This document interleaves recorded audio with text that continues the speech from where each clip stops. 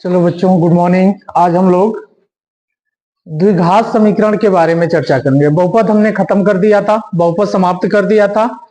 बीच में हम एक चैप्टर छोड़ रहे हैं, एक चर में रैखिक समीकरण, इसको हम बाद में देखेंगे। पहले जो इंपॉर्टेंट चैप्टर है उसको हम देख लेते हैं।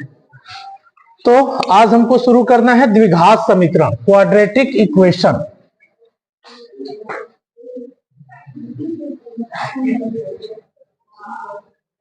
द्विघात समीकरण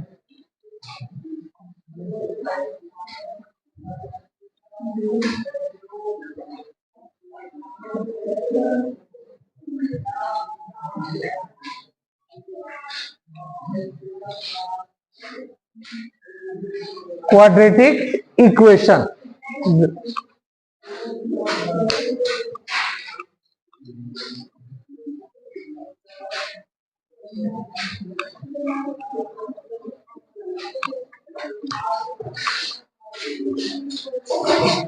वह समीकरण जिसमें चर राशि का अधिकतम घात 2 होता है।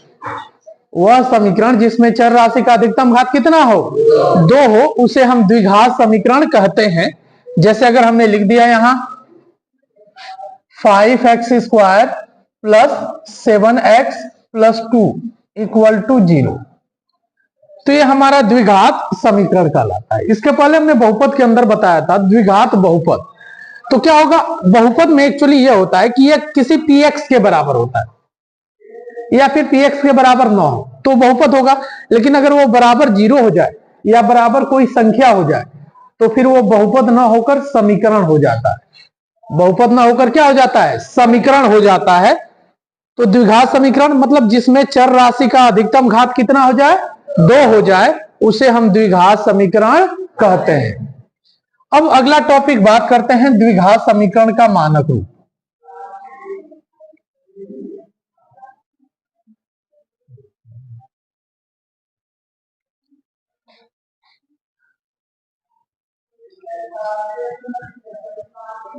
द्विघात समीकरण का मानक रूप।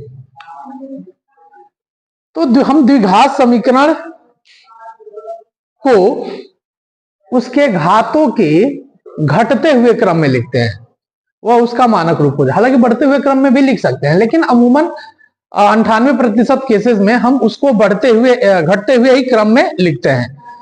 अगर a, b, c वास्तविक संख्याएं हो तो इसका मानक रूप जो होता है किसी चर राशि x में, यह हो जाता है ax² + bx + c = 0। यह उसका मानक रूप हो जाता है। जैसे अगर कह दिया जाए 2 + 3x² + 7x = 0, इस द्विघात समीकरण को इसके मानक रूप में लिखिए। तो हम देखें इसमें चर राशि कौन है, x है। x का अधिकतम घात कितना है, तो ये तो द्विघात है, लेकिन ये अपने मानक रूप में नहीं है। हम इसको मानक रूप में लिखेंगे तो क्या करेंगे कि सबसे पहले स्क्वायर वाला टर्म 3x² प्लस कितना 7x और प्लस कितना 2 = 0, यह उसका मानक रूप हो जाता है। यह द्विघात समीकरण का क्या हो जाता है, मानक रूप हो जाता है। अगला टॉपिक बात करते हैं द्विघात समीकरण के मूल।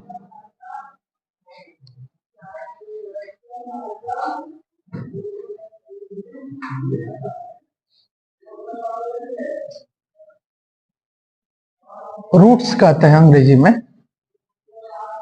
Roots of quadratic equation.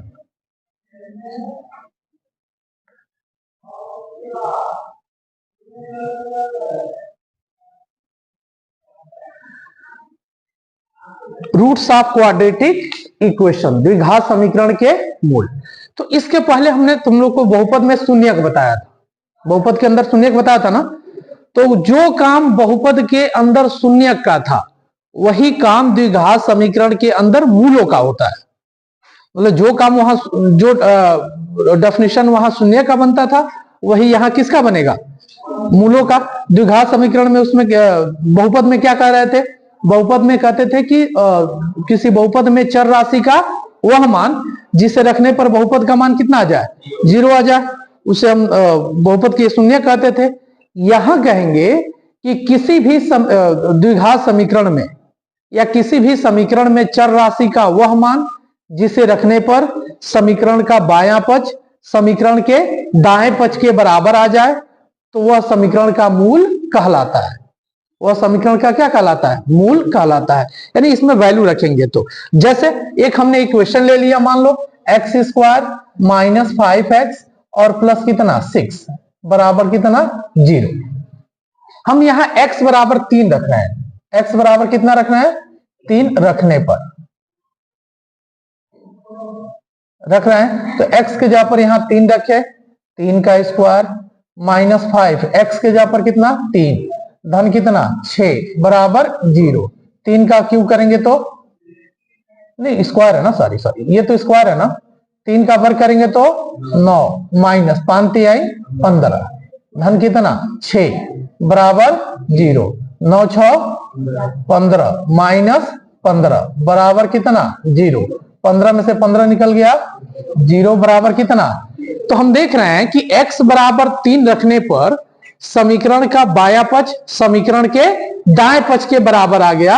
अतः x बराबर 3 दिए गए समीकरण का एक मूल है। ठीक है, यानी उस रखने पर अगर 0 आ जाएगा यानी बायां पक्ष दाएं पक्ष के बराबर आ जाएगा तो वह उसका मूल कहलाता है। जैसे शून्यक में हमने पढ़ा था कि कोई भी बहुपद जितने घात का होता है उसके उतने ही शून्यक होते हैं, हमने बताया था ना। उसी प्रकार समीकरण भी जितने घात का होता है उसके उतने ही मूल होते हैं। जैसे अगर हम बात कर रहे हैं द्विघात समीकरण की तो द्विघात समीकरण में चर राशि का अधिकतम घात कितना होता है? 2 होता है। तो इसके कितने शून्यक होंगे? 2 शून्यक होंगे। हमेशा द्विघात समीकरण के कितने शून्यक होंगे? 2 शून्यक होंगे। पहला और दूसरा, ये दोनों शून्यक मतलब दोनों संख्याएं इस प्रकार होंगी जिसे चर राशि के स्थान पर रखने पर इसका मान शून्य या सॉरी राइट हैंड साइड के बराबर आ जाएगा। बात समझ में आ रही है? तो ये कई बार बहुविकल्पी में पूछा भी है, द्विघात समीकरण के कितने शून्यक होते हैं? शून्यक होते हैं कि मूल होते हैं? शून्य किस में होते हैं? बहुपद में होते हैं। शून्य किस में होते हैं? मूल किस में होते हैं? द्विघात समीकरण में। तो द्विघात समीकरण के कितने मूल होते हैं? 2। इन मूलों को हम अल्फा और बीटा से दिखाते हैं। किससे दिखाते हैं? अल्फा और बीटा से। द्विघात समीकरण के मूलों को अल्फा और बीटा से प्रदर्शित करते हैं। समझ में आया? इतना देख लो फिर आगे बढ़ते हैं हम।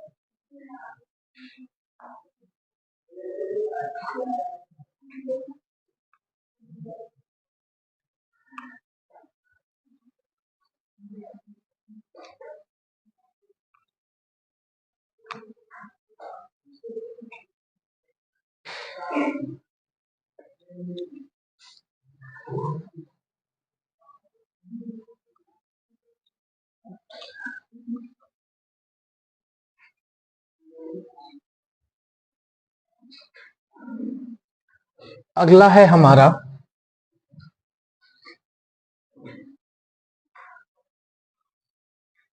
द्विघात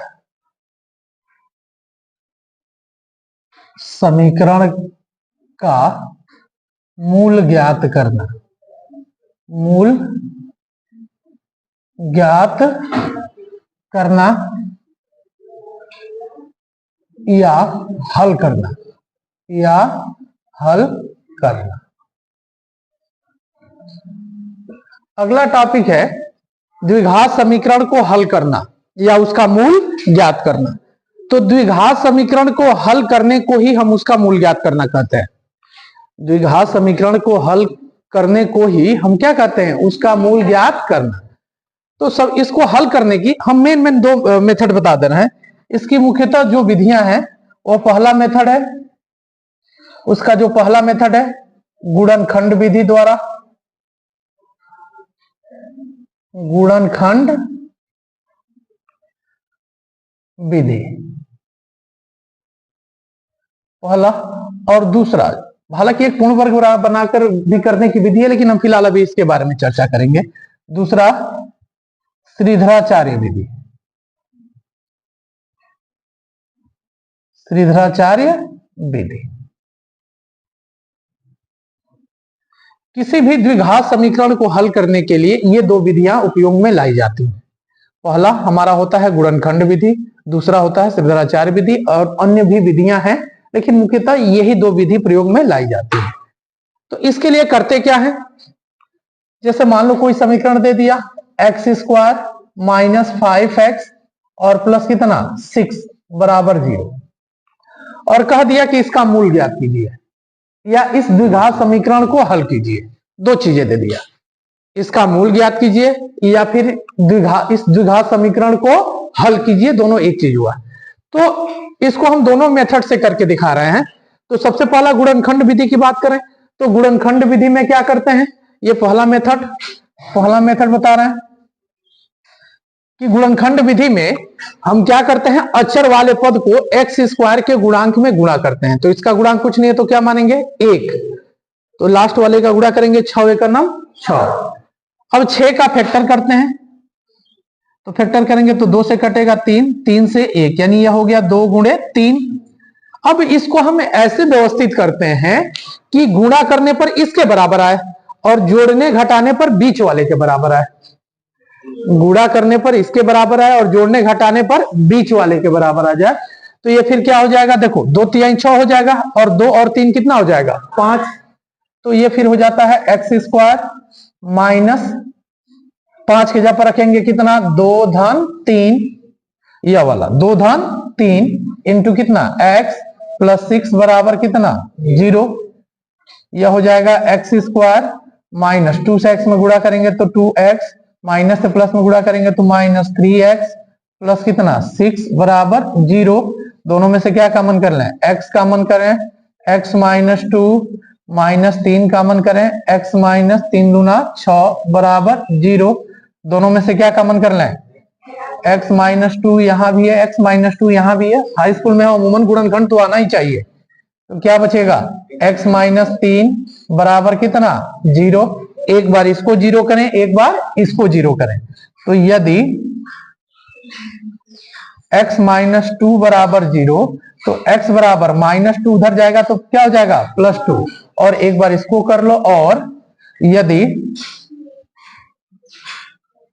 x माइनस 3 बराबर 0 तो x बराबर माइनस 3 उधर जाएगा तो क्या हो जाएगा प्लस 3। तो x के दो वैल्यू मिले तो यही पहला मूल हो जाएगा, अल्फा बराबर हो जाएगा 2 और बीटा बराबर कितना हो जाएगा 3। यही दोनों इसके मूल होंगे इस दिए गए समीकरण।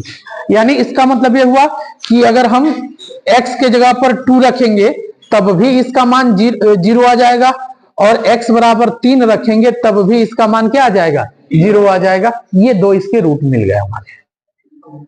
समझ में आया, गुणनखंड विधि समझ में आया।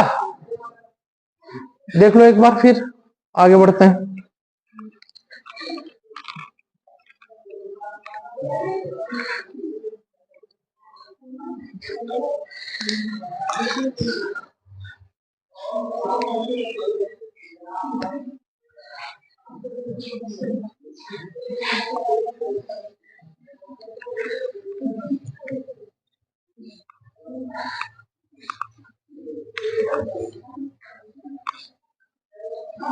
एक और देख लेते हैं क्वेश्चन इसी पे।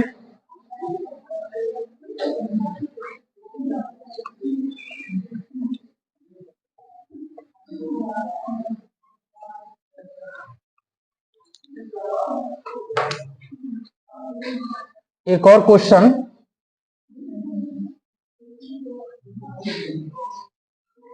Three X square minus 4x minus 4 equal to 0 को सरल कीजिए।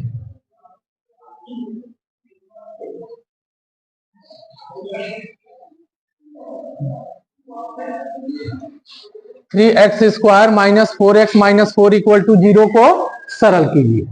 यह क्वेश्चन हमें करना है, तो तरीका वही होगा। इसके सॉल्यूशन में पहले इसको उतारेंगे, 3x² माइनस 4x माइनस 4 बराबर कितना 0। बोर्ड एग्जामिनेशन में बहुत सारे बच्चे ये करते हैं कि यहां उतारे, यहां से आगे हल करते चले जाते हैं। नहीं, ऐसा नहीं करना है। तो जैसे मैं जिस स्टेप से कर रहा हूं उसी स्टेप से करना है। इसका बढ़िया इंपैक्ट पड़ता है उसके ऊपर, एग्जामिनर के ऊपर। जो काफी तुम्हारी जांच करते हैं एग्जामिनर, उनके ऊपर अच्छा प्रभाव पड़ता है अगर सुंदर सुव्यवस्थित तरीके से लिखोगे तो लिखोगे कैसे? ठीक इसके नीचे से। तो हम इसको लिख सकते हैं। अब यहां इक्वल टू आ गया तो हम इंप्लाइज दैट देते हैं। क्या देते हैं? Implies that. तो अब क्या करेंगे? तुम अभी हमने रूल बताया, लास्ट वाले का पहले में क्या करेंगे? गुणा करेंगे और इसको उसी रूप में व्यवस्थित करेंगे। 4 तिहाई 12। अब 12 को ऐसे व्यवस्थित करना है कि जोड़ने घटाने पर कितना आना चाहिए? 4। 6 दूना 6 में से 2 निकल जाएगा, हो जाएगा ना। तो ये हो जाएगा 3x² माइनस 4 के जगह पर कितना रखेंगे? 6 माइनस 2। तभी तो 6 दूना 12 होगा, 6 में से 2 निकलेगा 4 होगा, इंटू x माइनस 4 बराबर कितना 0। This implies that 3x² minus 6x minus minus क्या प्लस 2x माइनस 4 बराबर 0। दिस इंप्लाइज दैट यहां से 3x कॉमन कर लें, x माइनस 3 दूना 6 और प्लस क्या कॉमन कर लें 2, तो x माइनस 2 दूना 4 होता है बराबर कितना 0। अब हम देखेंगे कि यहां ये दोनों सेम आ गया, इसका मतलब हमारा गुणनखंड सही है। दोनों में से क्या कॉमन कर लें? x माइनस 2 दोनों में से कॉमन कर लें, क्या बचेगा 3x प्लस 2 बराबर कितना 0। एक बार इसको 0 करें, एक बार इसको 0 करें। तो यदि x माइनस 2 बराबर 0, this implies that x equal to minus 2 उधर जाएगा तो क्या हो जाएगा प्लस 2। और दूसरा कंडीशन, यदि 3x प्लस 2 बराबर 0, तो 3x का मान निकालेंगे तो प्लस 2 उधर जाएगा तो क्या हो जाएगा माइनस 2। x का मान निकालेंगे तो माइनस 2/3। तो अल्फा का मान निकल गया कितना 2 और बीटा का मान निकल गया कितना माइनस 2/3। यानी इस द्विघात समीकरण के दो मूल ये वाले हैं। समझ में आया? ऐसे ही एग्जाम में भी लिखोगे एकदम बिल्कुल ऐसे सीक्वेंस में। ऐसा नहीं कि यहां उतारे तो उसके सामने हल करते हुए चले जाओ, नहीं ऐसा नहीं, हम बिल्कुल सीक्वेंस में नीचे आते हुए लिखोगे। समझ में आ रहा? तो ये तो था हमारा गुणनखंड विधि। अब देख लेते हैं श्रीधराचार्य विधि। श्रीधराचार्य विधि, चार्य विधि, यह वाला मेथड सामान्य द्विघात समीकरण के लिए तो ठीक होता है, कभी कभी टफ हो जाता है, चाहे करनी में आ जाता है, चाहे दशमलव मतलब थोड़ा सा टफ आ जाता है, तो ये वाला मेथड थोड़ा सा उलझा देता है हमको।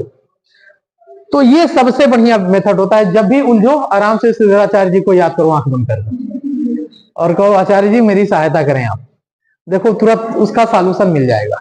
तो ये जो मेथड होता है वह हर जगह मतलब बढ़िया से तुम्हारा सॉल्यूशन नहीं दे सकता, लेकिन ये वाला मेथड बड़ी इंपॉर्टेंट होता है।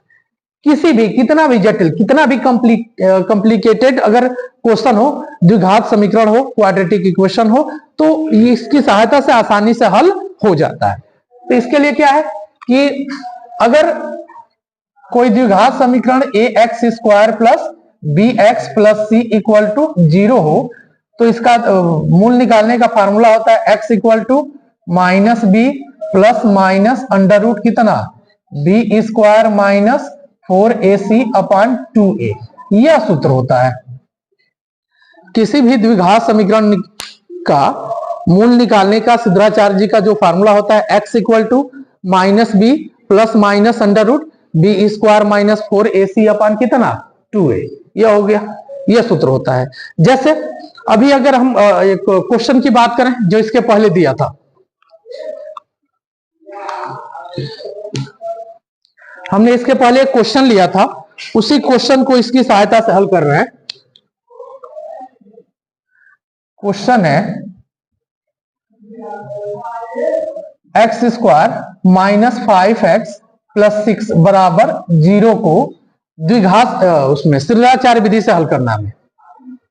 ठीक है, तो हम लिखेंगे हल में, इसके सॉल्यूशन में दिए गए समीकरण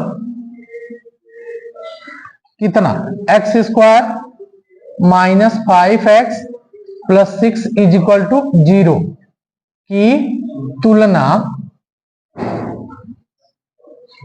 व्यापक समीकरण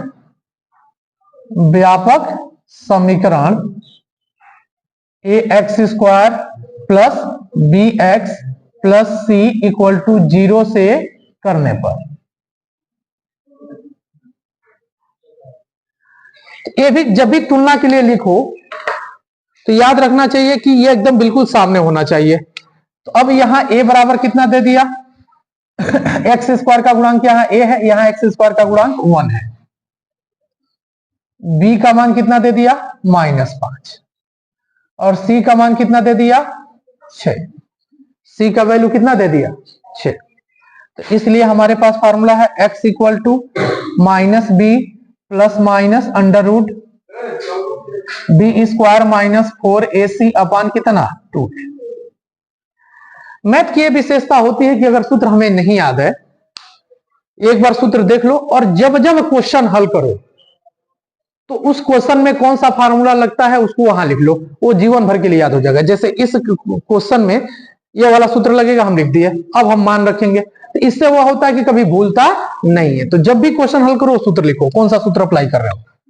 तो मान रखें माइनस बी के जगह पर कितना रखेंगे -5 plus minus under root B square यानी -5 का स्क्वायर -4 ए के जगह पर कितना 1, सी के जगह पर कितना 6 अपान 2a के जगह पर कितना 1। बस इसी को सॉल्व करना है तुम्हें।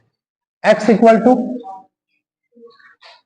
माइनस माइनस क्या हो जाएगा +5 प्लस माइनस अंडर रूट 5 का वर्ग करेंगे 25 माइनस 4 एकम 4 छक 24 बटा 2a के जगह पर कितना 2 एकम कितना 2 एकम 2। x equal to 5 plus minus under root 25 में से 24 निकल गया 1 बटा 2।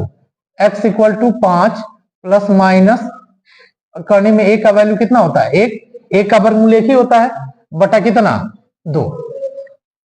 तो एक बार हम क्या करेंगे प्लस चिन्ह लेंगे और एक बार माइनस चिन्ह लेंगे।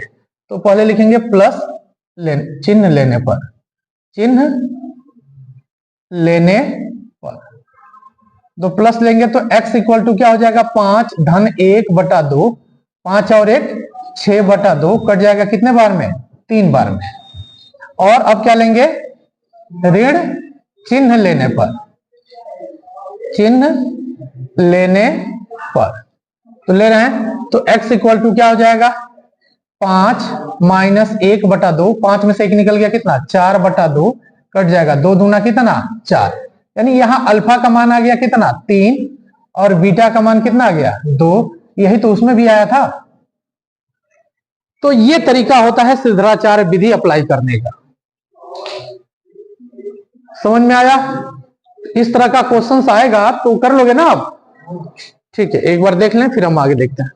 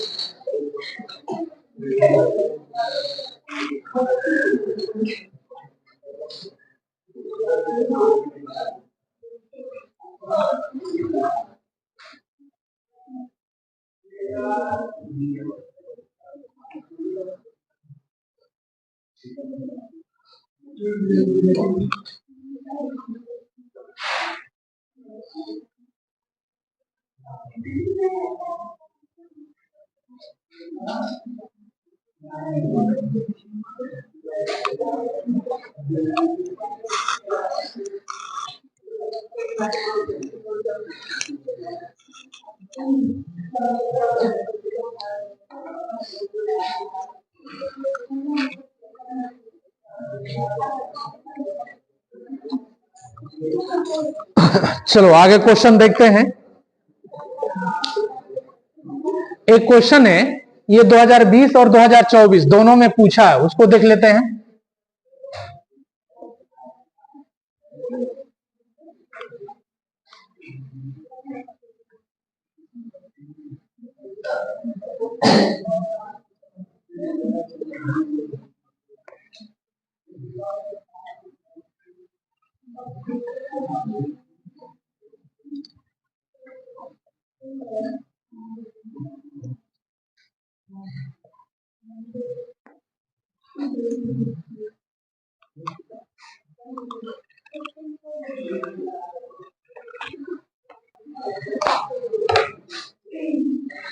ये क्वेश्चन है, देखें।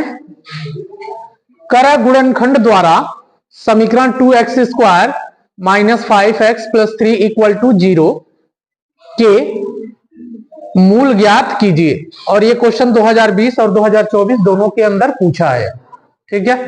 तो हम लेते हैं इसका सॉल्यूशन।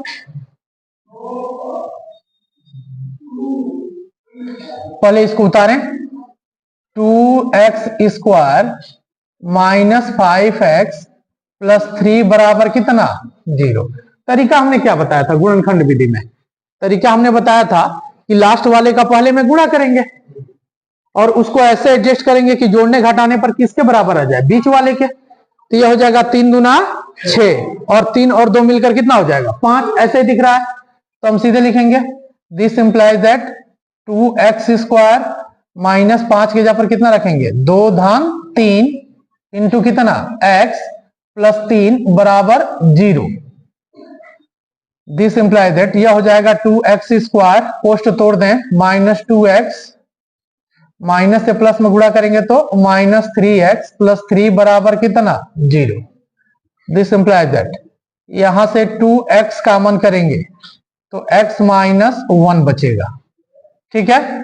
-3 कॉमन करेंगे तो x और 3 का नाम 3, माइनस कॉमन किया तो माइनस से प्लस में गुणा करेंगे तो माइनस, 3 का नाम 3, ये बचेगा। अब दोनों में से हम क्या कॉमन करें? x - 1, x - 1 दोनों में से कॉमन करें तो क्या बचेगा? यहां बचेगा 2x और माइनस कितना? 3 बराबर 0। एक बार इसको 0 करेंगे, एक बार इसको 0 करेंगे, तो लिखेंगे यदि x - 1 बराबर 0, दिस इंप्लाइज दैट x = -1 उधर जाएगा तो क्या हो जाएगा? +1। और एक बार इसको, और यदि 2x - 3 बराबर 0, तो 2x -3 उधर जाएगा तो क्या हो जाएगा? +3। x का मान निकालेंगे तो 3 बटा कितना हो जाएगा? 2। तो यानी इसका 2 मूल निकला, अल्फा बराबर 1 और बीटा बराबर कितना? 3/2। यही आंसर हो जाएगा। आया समझ में? तो ये दो लगातार मतलब 3 सालों के गैप में, 4 सालों गैप में पूछा गया क्वेश्चन है 20 और 24 में। देख लेते हैं इसको फिर।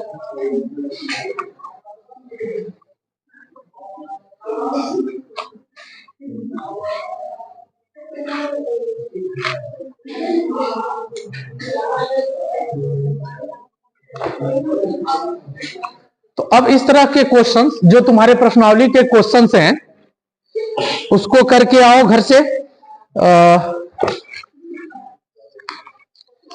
प्रश्नावली 4.1 और 4.2, ठीक है। ये 2 चैप्टर घर से करके आइए, फिर कल इसके आगे देखते हैं, ठीक है। चलो तैयारी करके आओ बढ़िया से, इसका क्वेश्चन अटेम्प्ट कर ले। रहने दो, आज के लिए इतना ही।